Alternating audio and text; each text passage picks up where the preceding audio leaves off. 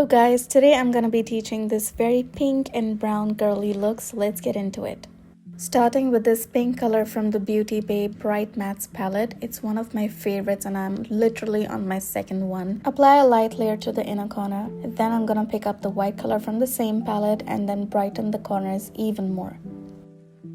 Next, I'm picking up this color from one of my favorite palettes, that is Stone Cold Fox by ColourPop, and I'm using a large shader brush first to apply the color, and then I'm gonna go in with a smaller brush to give it more shape and more dimension. The colors in this palette are so perfectly made for my skin tone. I really love it.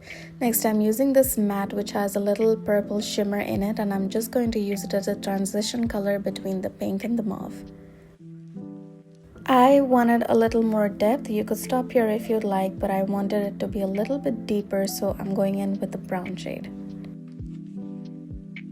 Next, I'm just reviving the pink again, going a little bit over the transition color so we have an even amount of pink and brown.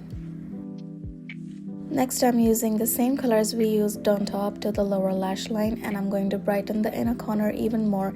And to have that even brighter awake look, I am using this powder by YSL to brighten my under eyes, and I'm going to wipe away the excess. You could also apply a little bit of setting spray to revive the under eyes. And no look is complete without some liner, so that's what I'm doing here today. I used my favorite lash style from my brand called Luna, and here is the complete look. I hope you guys enjoyed watching this. It was super fun and so girly to create this, and see you next time.